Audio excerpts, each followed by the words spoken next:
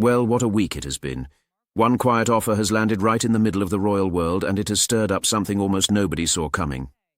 So pour yourself something warm, settle into your chair, and stay with me, because this story carries far more underneath it than the headlines have let on. Here is the number that started all of it. 4 years since 2 young children last stood on their father's native soil. 4 years since this particular corner of the royal family looked anything close to whole.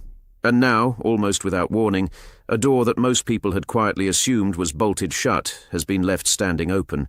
The king has reportedly offered Prince Harry and his family a place to stay on a royal estate when they return to Britain next month. On the surface, it sounds like such a small thing. A room. A roof. A simple matter of where someone rests their head for a few nights. But in this family, where a person stays has never once been just about a bed. It is about belonging. It is about who sits inside the gate and who is left standing on the other side of it. And here is the detail that makes the whole thing so strange. The offer may not even be new at all. The response is the part everyone is now watching, because so far there has been no response. None. Not a yes, not a no, not a single public word. Now you might expect a moment like this to feel warm. A father reaching toward his son, grandchildren coming home after a long time away. But the mood swirling around it has been anything but warm. There are whispers of anger inside the walls. There are claims, still unproven, that the future king is far from pleased. And there is a silence from the palace press office that, in its own way, says more than any statement ever could. So what is really going on here? Is this a genuine olive branch, held out in good faith, or is it a carefully timed move on a very old and very familiar chessboard? Stay with me right to the end, because by the time we finish, the picture is going to look very different from the one the headlines painted this week. This is Richard Valentin. I'm Richard. Let's get into it. It is good to have you here with me again, and if you are new to this channel, let me tell you quickly what we do. This is the place where we slow everything down. We take the noise, the rumour, the half-told version of a story, and we walk through it together, one careful piece at a time until it actually makes sense. This week we need that approach more than ever, because the story of the king's offer to Prince Harry has already been told 100 different ways, across 100 different outlets. Some of what you have read is solid and well-sourced. Some of it is guesswork, dressed up in the clothing of fact. My job today is to help you see clearly which is which. So, we are going to move in order. First, we will lay out what we know for certain, the parts that several serious newsrooms agree on. Then we will look at what has been reported but not confirmed, the softer ground. And only after that will we step into the harder question of what it might all actually mean. At every turn, I will tell you exactly which kind of ground we are standing on, so you are never asked to take a guess as if it were a guarantee. Let's begin where the footing is firm. Let's trace the basic facts, because they are sturdier than the drama around them suggests. In the 3rd week of June, several major outlets reported that the king had offered Prince Harry, his wife, and their 2 children a place to stay on a royal estate for an upcoming visit to the United Kingdom. The BBC carried the news on the 19th of June. The Times, The Guardian, The Independent, and others followed within hours of one another. And when that many established newsrooms land on the same core fact at the same moment, that core fact tends to hold up under weight. The visit itself has a clear and stated purpose. Prince Harry is expected back in Britain next month for events marking 1 year to go until the Invictus Games, the sporting competition for wounded and injured service personnel that he founded back in 2014. The next games are due to be held in Birmingham in 2027. So this trip is, in large part, a public milestone on the long road toward that event. It is not a mystery visit. It is a planned appearance tied to a cause he has carried for more than a decade. What makes this particular trip stand out is who is reportedly coming along. The accounts indicate that Harry plans to bring both of his children with him. For the youngest members of this family, this would be the first time they have set foot on British soil in 4 years. The last occasion the wider family gathered with them in person was during the late Queen's Jubilee celebrations, back in the summer of 2022. That is a long stretch of time, especially measured in the life of a child. It is worth pausing on why the Birmingham connection carries weight, because it is easy to skip past. The Invictus Games are not a side project for Prince Harry. They are arguably the single most important thing he built in his years of public service, and he has stayed bound to them through every twist of the last decade. So a visit tied to that countdown is not a casual social call. It is the one stage where his old life and his new one still openly overlap. That overlap is part of why this trip carries the charge that it does. It puts him back inside the country, on business that even his critics tend to respect. There is one more confirmed thread worth holding on to tightly. This visit would also mark the Duchess of Sussex's first return to Britain since the funeral of Queen Elizabeth II in September of 2022. Think about that for a second. Nearly 4 years away from a country she once represented on the world stage. So whatever else this trip eventually turns out to be, it is, at the very minimum, a rare and genuinely significant return. That is the solid ground, and I want you to stand on it firmly before we go any further. A reported offer of accommodation, a planned visit next month, a clear link to the Invictus countdown, children expected to travel, a long absence finally drawing to a close. Every one of those points is documented across multiple credible sources. Hold all of it steady in your mind, because the further we walk from here, the more slippery the footing is going to become. Before we go on, take a breath with me here.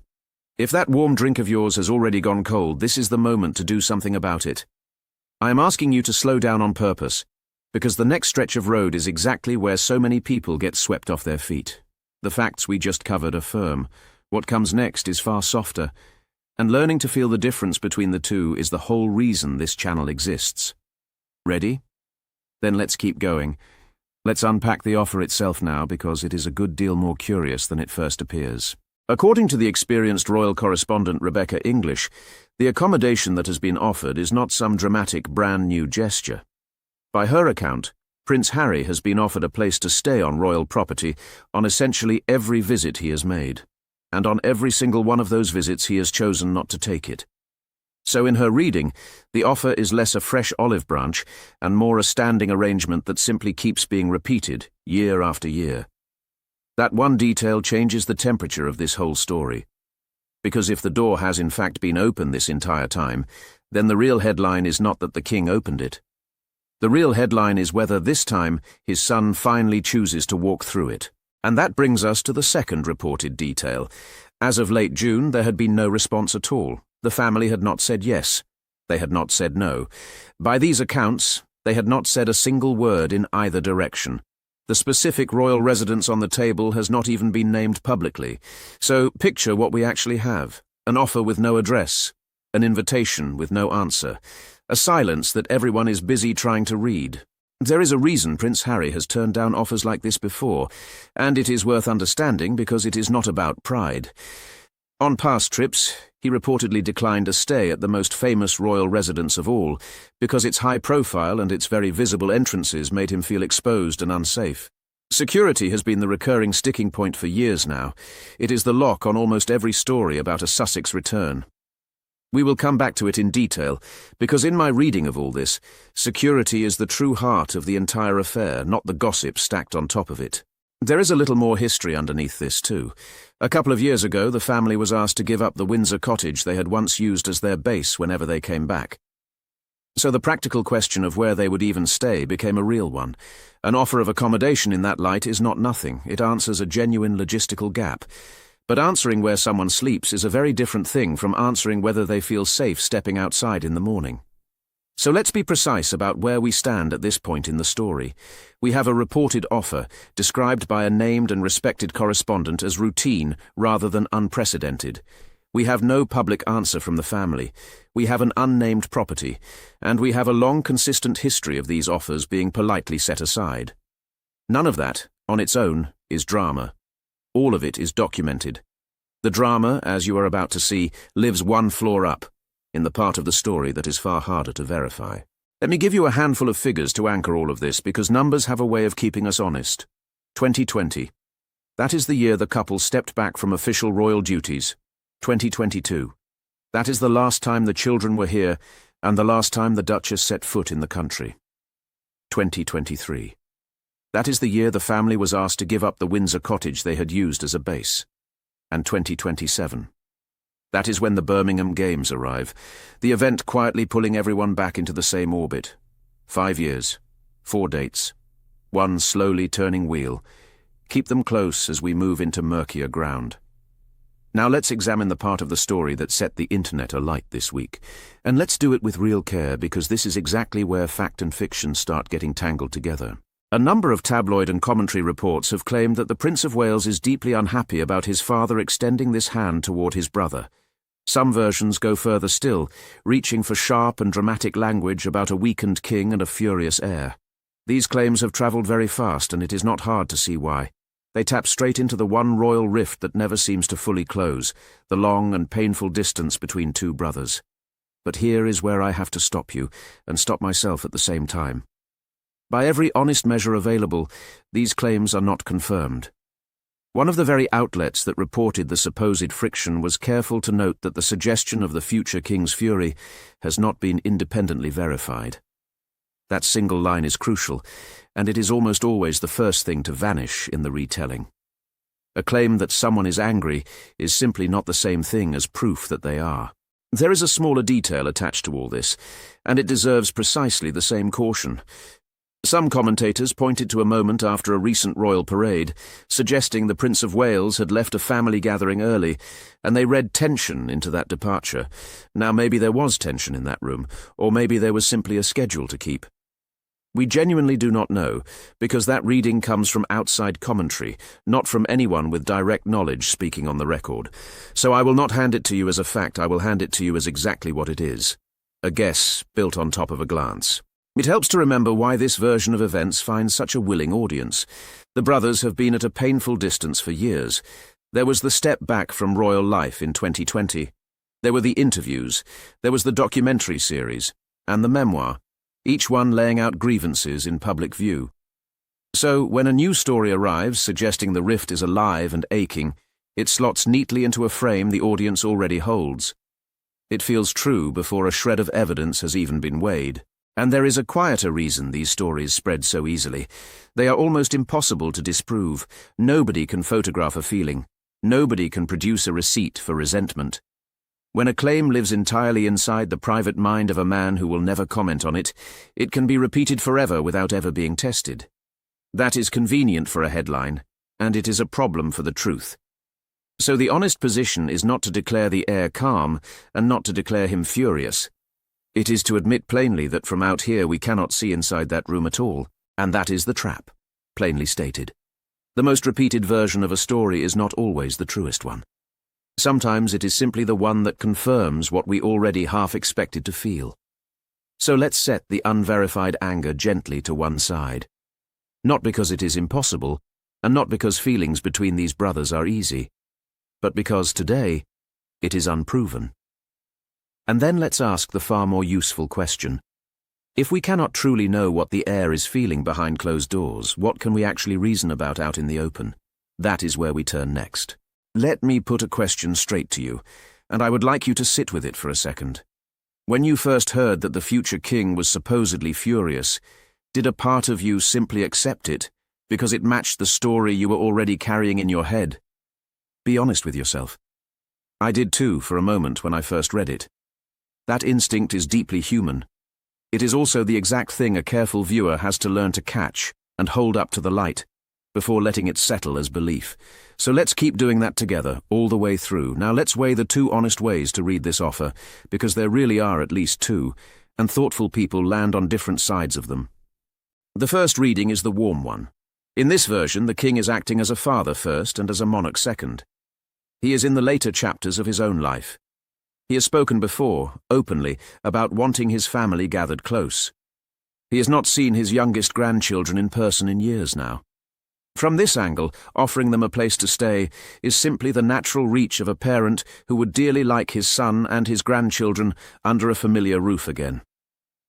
One person described as close to the situation framed the whole thing in almost biblical language, the image of a son welcomed home with open arms. If that is the truth of it, then this is a quiet act of grace, and a great deal of the cynicism swirling around it misses the point entirely.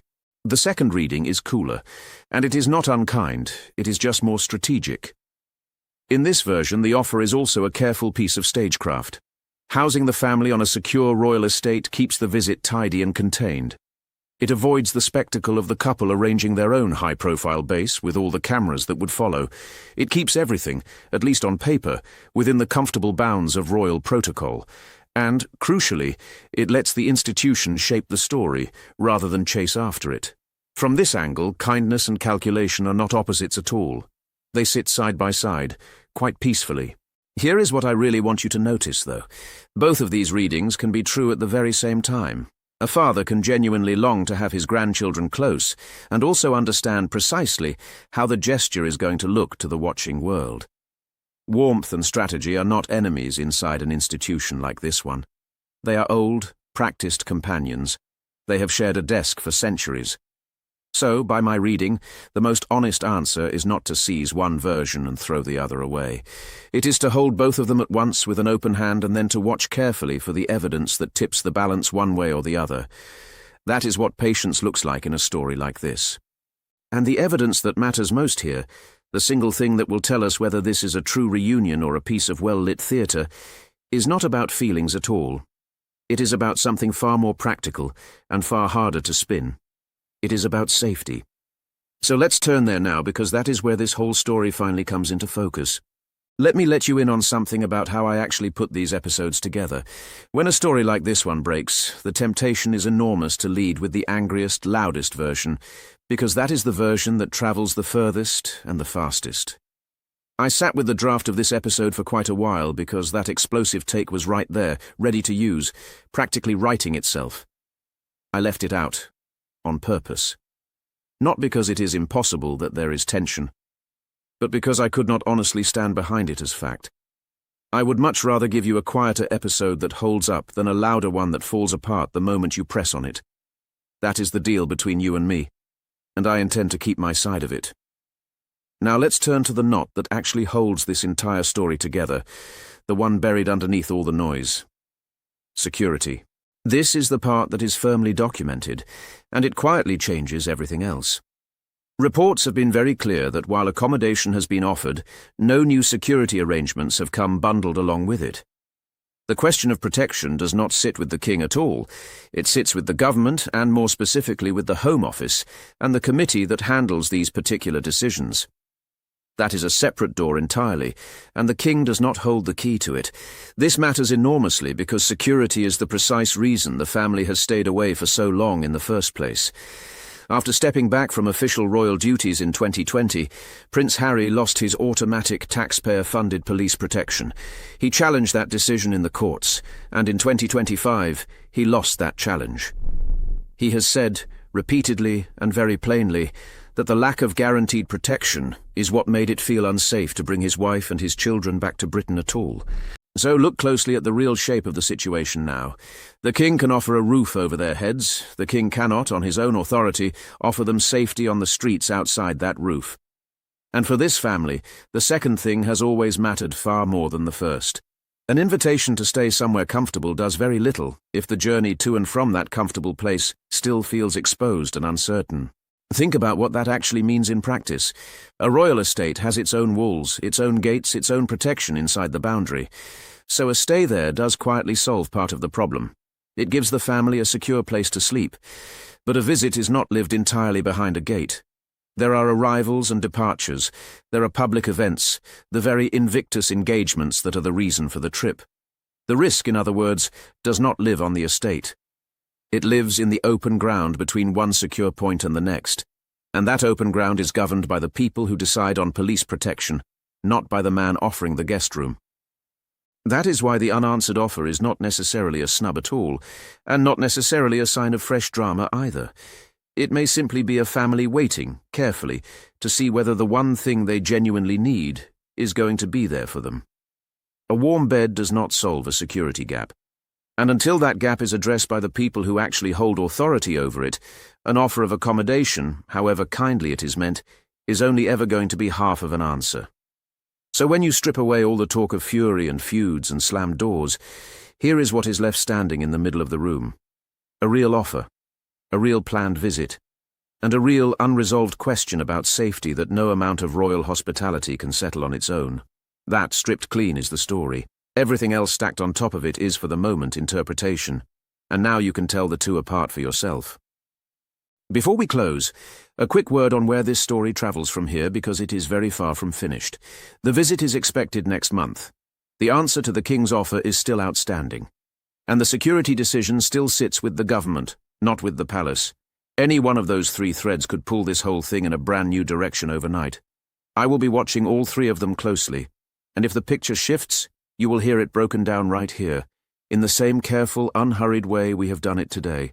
And that brings us to the end of today's walk through it. Thank you for staying with me through the careful version of this story, the one that takes a little longer precisely because it refuses to guess. I know there are faster takes out there shouting from every corner. The fact that you chose the slower, steadier one means a great deal to me, and it is the whole reason I keep making these. Now I would genuinely like to hear from you. When you weigh all of it up, what do you believe this offer really is? Is it a father quietly reaching out for his son and his grandchildren in the later years of his life? Or is it a well-timed move, designed to manage a difficult story on the institution's own terms? There is no wrong answer here. There is only your honest read of it. Leave your thoughts in the comments below. I read them, and the very best conversations on this channel always happen down there. And before you go, here is a small taste of what is coming next. In our next episode, we are turning our attention to another member of this family who has had a quietly remarkable few days, stepping back into the public eye after a long and difficult absence of her own. It is a gentler story than this one, and a hopeful one, and I think you are going to want to be there for it. So, if you have not already, subscribe and switch on your notifications so it reaches you the very moment it lands. Until then, take good care of yourself. I'm Richard, and I will see you again very soon.